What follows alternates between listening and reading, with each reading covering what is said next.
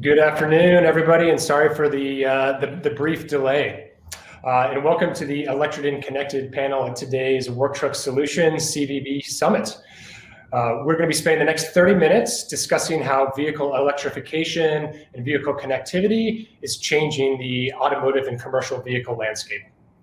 My name is Dave Thawley, and I'll be serving as the moderator for today's panel. While not serving as a moderator, I'm the Executive Vice President and General Manager of Lytx. We are the global leader in video telematics, and what we do is increase the safety and productivity of the commercial vehicles we work with, consistently reducing collisions and collisions costs by 50 to 80% for the 700,000 vehicles that we are currently deployed into today. So with that shameless plug out of the way, let me introduce today's panelists. First up, we have Pete Dondlinger from Holman Manufacturing. Holman Enterprises is a world-class privately held automotive business that consists of Holman Automotive, the national network of automotive dealerships, Holman Fleet and Mobility, which is ARI and Holman Insurance, and Holman Manufacturing and Distribution. Pete is the president of Holman Manufacturing and Distribution, which consists of 3 operational companies, the first of which is Xos Truck Group, a premier North American upfitter, Cargo Master, a manufacturer of light-duty commercial van and truck equipment, and Holman Parts Distribution, a powertrain distributor for major OEMs. Pete, you want to introduce yourself real quick or say hi? Oh, and Pete is the panelist, which is apparently having some technical difficulties, so we'll go on to the next. Next up, we've got James Taylor from Electric Last Mile Solutions. James is the co-founder and CEO of Electric Last Mile Solutions, also known as ELMS. They're a commercial electric vehicle company focused on redefining the last mile delivery with customized, connected, and efficient vehicle solutions. The company's launch vehicle, the Urban Delivery, is anticipated to be the first Class 1 EV in the US market. Prior to ELMS, James had a number of leadership roles in the EV space, including Karma Automotive and Workhorse Group, where he was the chairman and CEO. James earlier held high-profile leadership positions in General Motors, including CEO of Hummer and president of Cadillac. Next up, or actually, James, sorry, would you mind waving and saying a quick hello? Yeah, they were starting late, so I'll save the airtime for the questions. Thanks for having us on the panel. Perfect. Great. Next up, we have Dakota Semler. Dakota Semler is the CEO and co-founder of Xos, Inc. It's a Los Angeles-based electric mobility company dedicated to the decarbonization transportation, which is most durable trucking technology available. The goal of Xos is to help curb emissions in the transportation sector, which accounts for about 27% of US greenhouse gas emissions, while also providing the most value to its fleet partners. Dakota has been working in the transportation and trucking industry for nearly a decade, having grown up working on his family fleet business. In learning about the detrimental effects of gas emissions on our environment and in our communities, Dakota has adopted a vision to create cost-effective, durable commercial electric vehicles that achieve the same performance benchmarks of an existing diesel vehicle without compromising the air we breathe. This vision has come to life with his company, Xos. Dakota, want us to wave hi? Yeah, thanks for having me today, and good to be speaking with everybody else on the panel. Thanks, Dakota. And last up, we have Tod Hynes. Tod Hynes is the co-founder and CEO of XL Fleet. XL Fleet is a leading provider of vehicle electrification solutions for the commercial and municipal fleets in North America, with more than 140 million miles driven by customers such as the Coca-Cola Company, Verizon, Yale University, and the City of Boston. Tod, welcome. Great to be on the event. Good to be here. Thank you. Perfect. All right, well, in the interest of being expedient, since we started a few minutes late, let's hop right into the first question. The first question is, the market for electric vehicles seems to be at an all-time high. Tesla exited 2020 at an enterprise value equal to their next 6 competitors combined. Amazon led a $700 million investment round in Rivian and plans to deploy 100,000 electric vans to their fleet in the coming years. And now today, we have 3 panelists, Tod Hynes of XL Fleet, Jim Taylor of ELMS, and Dakota Semler of Xos, that have either taken their companies public or announced plans to do so and take their companies public in the coming year.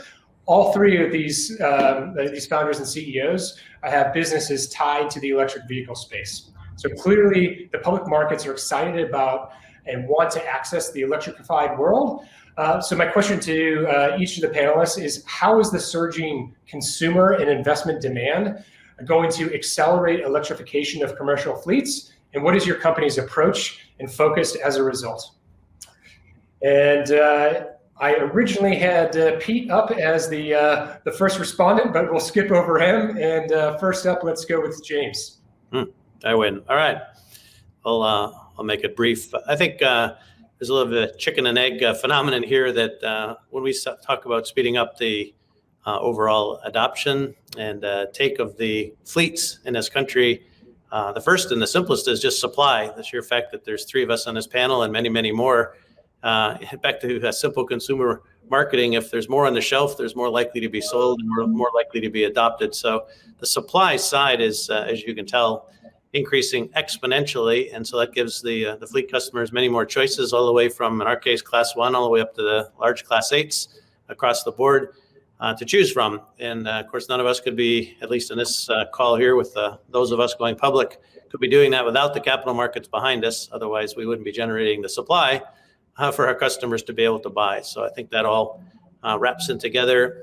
And I think you opened up with this, Dave, but I give Tesla credit also that their success in the passenger market, and they're obviously so well known that I think we're past the sort of early adopting and super high risk stage that people that are running businesses that they have to make money from the products that we sell them are no longer, let's say, reluctant to acquire these products and then take a gamble or a high risk on them being able to perform in their fleets and be reliable and do the jobs that they're hiring them for. But a few years ago, with the approach of a fleet manager or a potential consumer of these, they were running the economics of these against their current fleets and judging the risk. And they might dip their toe in the water, but they didn't really want to take a big chance. But I think we're past that with the technology that's available, many more suppliers, a lot more capital behind these, and it puts the fleet managers in a much better position to acquire these and kind of go all in, as we're seeing many of the customers take that move. Fantastic, and it's great to see that catalyst and some of the de-risking, just overall acceleration of adoption that's happened even in the last 5 years. And we'll be talking about it a little bit later in terms of how long EVs have been around, but it feels like a real step function change is happening, and exciting to see that the three of you as panelists are able to leverage some of that momentum and drive success in the market. Perfect. So next up, Tod. Well, you highlighted a couple points. The public markets really paying attention to this, and I think that was really started in this year. If you look, historically, commercial fleet electrification was pretty far down the list of things that the public markets were investing in, and in about the June timeframe, it just became very clear that there was a lot more demand from public investors for solutions. Fortunately, XL Fleet has been in this business for about a little over 10 years. We've got over 200 fleet customers, over 4,000 units on the road. So we were in a great position to use that capital to grow our business. We saw a tremendous increase from customers in terms of demand in the 2018, 2019 timeframe. If the public markets kind of came up behind there by about a year or so. One thing that's important to note, this is really just getting started. This whole market, so supply is the issue. There's really not a lot of solutions that are on the road. There's a lot more coming, so it's exciting time to be in the space. But it is still very small in terms of market penetration. Less than 1% of new vehicles sold in the U.S. in the commercial fleet market have any level of electrification in it. So, our approach really was get in early with hybrid technology. We saw the economics working well there. It got us in with electric powertrain technology development, supply chain with customers, with data, and then add the plug-in and then add the EV. So as the cost of batteries came down, we broadened our offering. We now have an EV refuse truck in the works, which we've announced. Other programs like that in the works we've announced for 2022. I like what James was highlighting, making it easy for fleets, making sure it's a low risk solution. That's a great way of helping accelerate adoption. So I do think we're just in the beginning of this really multi-decade transition, and public markets like the future, and I think electrification is it.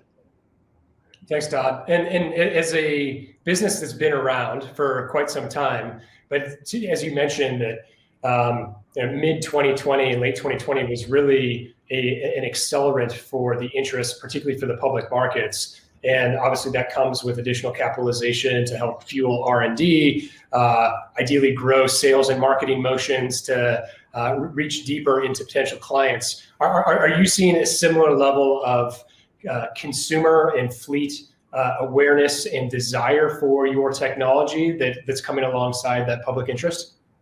Definitely. I think the customer came before public market investors did. The customers came in 2018, 2019. I mean, every major company is implementing some kind of sustainability program. There's all sorts of mandates being pushed onto federal and state and municipal customers or fleets. So I think the investors in those companies were pushing hard, and the sustainability targets were increasing. So solutions that can help meet the operating needs of the customer while also reducing costs and sustainability have been, I think, are a no-brainer. I think, Dave, just another comment for those, again, going through the public market process is also almost a given, is one of the reasons the public markets have come behind it is, and a given in your propositions, I'm sure Tod has the same thing, is having confirmed orders from customers, at least pre-orders or some form of a demand. If these were all kind of wishes and prayers and please invest in me and trust me, I'm going to find some customers, I think we'd be back in venture capital and going at the hard way. But the sheer fact that we have confirmed demand from the fleets that Tod just mentioned allows us to go through the public market process successfully. Great, very helpful. Thanks, James. Dakota, can you share some of your firsthand experience and thoughts from Xos? Yeah, absolutely. So the reason we actually started Xos, my co-founder and I were both fleet operators, and we fundamentally felt that there needed to be a change in the industry. We went through the phase where we were operating pre-SCR diesel engines and had to ultimately deal with some of the initial SCR systems that were introduced into the industry and the subsequent complexities around maintaining and servicing those vehicles in the field. And that prompted us to really look into what other alternative technologies were out there that would be able to solve some of those new emissions regulations, not just in California, but also more broadly with EPA 2010. And that began sort of an exploration, trying to figure out what was the best technology and how could we help fleets with that transition. And that's how we settled on founding Xos, is really developing a solution that was going to be scalable for fleets. And I think to your question about what actually is prompting all this interest in the public market, I think it's now the demand that are coming from fleets. So as you start to talk to these fleet operators, they want to think about overall, how is this going to impact their TCO? Well, there's a lot of ESG components and a lot of national fleets that have bold ESG commitments around reducing their emissions and becoming more sustainable businesses. The bottom line here is economics, and that's what's driving this transition. And I would say the reason the public markets got involved is because fleets are finally seeing those economics that are compelling to make that switch from diesel to electric or from internal combustion to electric. So that's really what underpins all of our customer conversations today. And ultimately, I think why you've seen a lot more broad interest in landscapes where you didn't traditionally get a lot of traction as an EV company 5 or 10 years ago. Yeah, really interesting. Sorry, go ahead, James. Yeah, Todd mentioned that earlier, and I think that's one of the most important points, Dakota. You mentioned it, is at the end of the day here, we're all servicing businesses, and it's about cost and their cost to run their businesses. And once these vehicles came in the zone of parity, or even better, savings obviously to their current cost of their fleets, that was a big turning point in this business. When I started back 10 years ago, almost now, with Workhorse, and we were trying to convince a fleet manager, maybe a 3 or 4 year payback would be a good idea. Don't you want some? That's a tough sell. When you can come in now and say you have instantaneous savings, from the get-go if you're at the acquisition parity, and then now with the cost of batteries coming down and lots of other enablers, basically able to start generating savings day one. That's a completely different business case proposition to a fleet owner. So I agree with Dakota, and Tod mentioned it earlier. It's cost drives everything. Yeah, absolutely. And out of curiosity, I think you see a similar world when it comes to the world of solar and trying to reach grid parity. And there's some aspects of subsidization or government funding to help bridge that gap. Are you seeing continued interest from a governmental perspective to help bridge to cost parity and TCO, or do you think that the technology itself is also just getting into an area or the spectrum where fleets see the benefits or close enough nature in TCO, but also have interest in environmental causes or other areas that are driving some of that demand? I'd say there are two. Oh, sorry, James. Go ahead. Go ahead, Tod. I'd say there are two big drivers on the kind of incentive front. You have incentives and you have mandates, and we're seeing both pushed pretty hard. And if you look at what's driven, I'd say most of commercial fleet electrification to date, especially with more expensive full electric vehicles that are $1 million or $500,000, it's been a large government check going with each one of those vehicles. And then some certain areas that are implementing mandates for quotas or certain types of technologies. So the ultimate market and scale is show me the better total cost of ownership, the IRR. That's what we've always been focused on. But there are more incentives coming. That number is going up, not down. So I think in the next 3 to 5 years, you'll continue to see a tremendous amount of the market driven by incentives and subsidies and mandates. But there are certain segments of fleet electrification where it really is attractive from an IRR and an economic perspective. And, as James said, that makes the sale a whole lot easier when you can sell a good financial proposition as well. Great. Well, congratulations to all three of you for being a part of that catalyst, as well as capitalizing on some of both the public interest as well as fleet interest in some of these technologies. All right, moving on to question number 2. Connected commercial fleets have obviously moved into the mainstream, and most research suggests that traditional telematics is now about 60% penetrated in US vehicles, commercial vehicles that is. And video telematics, which combines the traditional telematics with video and machine vision, is also now moving into the mainstream and is the fastest growing segment within connected fleet technology. Out of curiosity, what do the three of you see as the next wave coming in connected commercial vehicle or fleet management technology? And this time we'll go reverse order. So Dakota first. Yeah, that's a great question. And Dave, I think you're leading the witness here a little bit, given your role. But there's a lot of different aspects, and I say it really depends on which vehicle segment and which vehicle classes you're looking after. So, we don't really deal in the long haul space, but I think there are some more advanced telematics that get into deeper video analytics around long haul performance, where certain metrics might be relevant for those kinds of operations, but certainly not for most of our customers. So when we look at the area that we're focused on, it's really class 5 through class 8 vocational applications. So anything that's going to be a last mile delivery fleet all the way up to, local beverage tractors or other applications that are going to be doing under 200 miles a day. And when we look to connected vehicle services, we actually have a division of the business that we refer to as our fleet as a service. It's a variety of different things. So it's the conventional telematics, it's video analytics, as well as some of the energy services that diesel fleets currently don't have that expertise or that experience within their fleet operations to help them manage the charging infrastructure and the deployment of that charging infrastructure. So that's a big area of growth, particularly in the medium and heavy duty vehicles, because it's not as simple as installing a level 1 or even a level 2 charger in every case. So I think energy management solutions is a big part of that.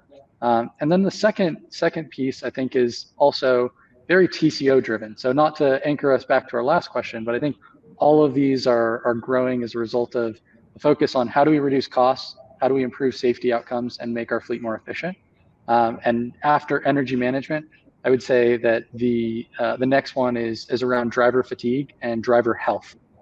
So when you're thinking overall about making the fleet more efficient and making it a place where you don't have that kind of driver attrition and driver turnover that a typical fleet might experience, those are very valuable metrics. The cost of turnover of those employees can be anywhere from 30 to 40% of their actual direct and indirect payroll costs. And so if you can do something to better that driver's experience, whether that's improved HVAC conditions or that's lane departure warnings or collision avoidance warnings, all of these things that help coach the driver and ensure that they're not going to be fatigued in the environment, I think are incredibly important in delivering value to those fleets and making sure that they're not hiring drivers consistently and keeping their operational costs low. Yeah.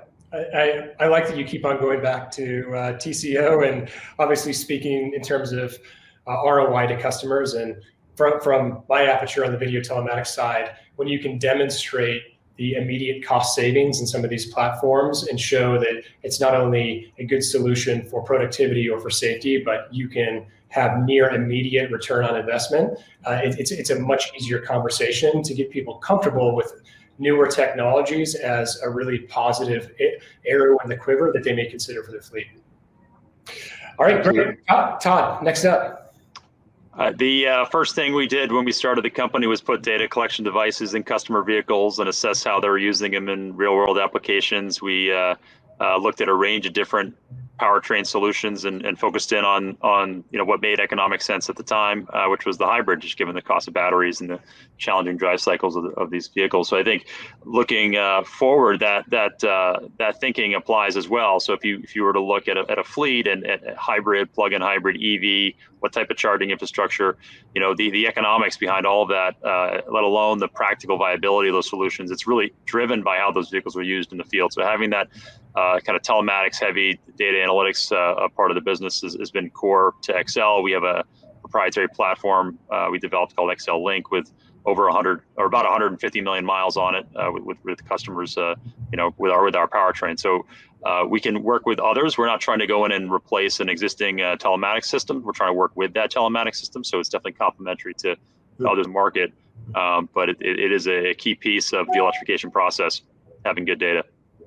Yeah, and I guess, Tod, both for you and Dakota, I assume, at least when being compared to traditional automotive manufacturers, you're both very new companies. And so do you feel like that it's really been a benefit that you've been able to kind of start with more of a technology and data first approach versus folks that may have 50 to 100 years of legacy within the transportation industry? Yeah, we were definitely fortunate. Yeah, go ahead. Start. So the overall, I think one of the benefits of having any kind of electric vehicle architecture is every single piece of hardware on that vehicle becomes a data collection source. And so whether you're talking about the DC-DCs, the power distribution system, your batteries, your HMI, any actual component on that vehicle is accruing data. And so it really has been fundamental to not just developing the actual vehicle and developing the technology that's gone into the vehicle, but also incrementally improving it over time. So we don't have to wait for the next product launch to actually update the vehicle. We can dynamically update that over the air and really gives us an incredible level of control of being able to deliver something that's valuable to those fleets, but also improve upon things that could be fixed in vehicles that are already out there in the field. Great. Just to echo that, we built in the wireless connectivity to systems going back to 2013 when we first really launched a product with customers, and that was critical for everything from wireless software updates to helping remotely commission the system. Our electric powertrains installed as the vehicles are getting manufactured at the upfitter level, and we can make sure that everything's installed properly by commissioning the vehicle with a couple of key cycles. So it really is critical to not only the production and development, but also operations and service, making sure we can debug any issues in the field, work with customers if there's any issues, really help them solve problems. And some of the companies that came before us were a little early to that, didn't have connectivity and wouldn't know there was a problem unless the customer called them. So, I think we were able to be proactive on a lot of fronts, and are very fortunate to have the right timing around low-cost connectivity to the vehicle, as well as readily available cloud-based platforms like AWS to house all the data and effectively manage it. Very interesting. Thanks, Tod. All right, James, over to you. What's the next wave of connected technology, and how is it impacting your business? Well, I think listening to both Dakota and Tod, I'd start with ditto. All the fundamentals, almost price of entry. If you don't have the data and services like these companies both have, you don't get the order. It's a given at the fleet manager level that we have to supply all this information, as both these guys know.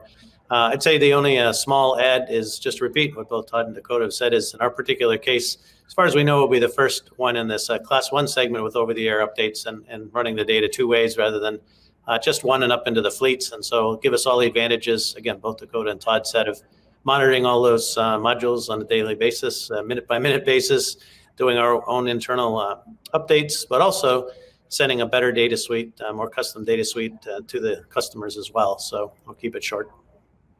Perfect. Thanks, James. All right, we are down to 5 minutes, so the last question is going to be a bit rapid fire. And the last question is, the General Motors EV1 was the first mass-produced electric vehicle, and it came off the production line in the mid-1990s. Now, fast forward 25 years, and EVs only represented 2.5% of total global vehicle production in 2019. So very small amount of growth in a very long period of time. But do you feel like the tides have meaningfully shifted to EVs in the last couple of years? And if so, when can we expect EV production to outpace traditional internal combustion engine vehicle production? And James, we'll go reverse order again. First with you. Well, I think, everybody has heard the stats. I think Volvo was the most recent one yesterday, but going backwards in the last few weeks with Ford and GM making announcements, and I almost finished the conversation with the way we started. A lot of this is, supply based. It takes a few big boys like this to go all in, and they could swing an entire industry, almost overnight. So it's a catch-22. If the battery guys weren't all available, if the charging infrastructure isn't there, it's kind of a perfect storm of a lot of variables that have to come through at once. And it may be because, last 10 years I've been living in this space, but all of us live and breathe in this electrification. But at least on the demand side, what I'm seeing with our current pre-orders, but also the amount of, frankly, pre-orders we're turning down, the demand is way in excess of any of the forecast curves that I originally started this business model with a year ago and talking about getting into this business. So I think at the consumer side, and I'd like to hear what Tod and Dakota have to say about this, but as the fleets are replenishing a current, in-place fleet, this isn't like a normal consumer has to make a decision next time his car comes up to buy, and every 3 years or 4 years. They already have a huge fleet that they have to decide what to do. And whatever their current replacement rate is, on an annual basis for their gas vehicles today, my opinion of this is that they're ready to replace those at a much, much higher rate than they have been historically. And so at least from my seat, it feels like we're at an inflection point at least in the commercial vehicle space where this is going to take off very, very quickly and be much more of a hockey stick than a straight curve. Thanks, James. Now, you didn't give me a year, so we're going to give you a pass on that, but Tod's going to now be required to look into his crystal ball. I'll let the other guys guess on that. Okay. Thanks. Tod, you're up. All right. So I think the limiting factor you're talking globally, right? Global production for vehicles. The limiting factor is batteries. That industry is growing extremely rapidly, but still, almost every battery on the planet is going into vehicles now, and it's 2.5%. So I think that, you're talking about heavy industry, mining, materials, big production facilities. So that is going to be the limiting factor to how rapidly we see EV penetration in commercial in the global fleet. So it is a multi-decade transition. I would say it's probably not going to happen before 2030 as far as getting to that 50% number, but it's probably in that range. I think from our perspective as a company, we're focused on electric powertrains, whether it's a hybrid, a plug-in, an EV, a fuel cell truck, we don't care. We're focused on the electric powertrain part of it. So, we're out there, making money with the systems today, and we'll make money with the systems tomorrow as well. Thanks, Tod. All right, Dakota, over to you. The final word. I guess I need to be concise. I think just in broad strokes, the commercial vehicle industry is going to do it a lot quicker than the passenger car industry because they're purely driven by economics. And as those fleets start to see the economics that EVs offer, they're really going to see that they need to make that switch incredibly rapidly. And so you'll see the fleet replacement times go from 10 years, 15 years to even shorter, 5, 7 years. And so I think you'll see a huge amount of growth in the commercial vehicle segment. Remains to be seen how the passenger car companies will shake out, but given some of the bold announcements that some of those companies have been making, I would not be surprised if 2030 was a year that occurred where EVs exceeded the number of internal combustion engine vehicles that were being manufactured. So, but I really do think it will happen even quicker in the commercial vehicle industry, given the TCO economics that we're providing to customers today. Great. Well, there we have it. 2030 is our answer. 2 out of 3. All right, gentlemen, very grateful for you taking the time to chat with us today. Again, many congrats on the recent momentum and success within your industries and your specific companies. Best of luck as new public companies or soon to be new public companies. And also many thanks to Catherine and the Work Truck Solutions team for hosting this event and giving us an opportunity to share some thoughts on electrification and the connected vehicle space. Thanks, Dave. Thank you very much. Thank you, guys.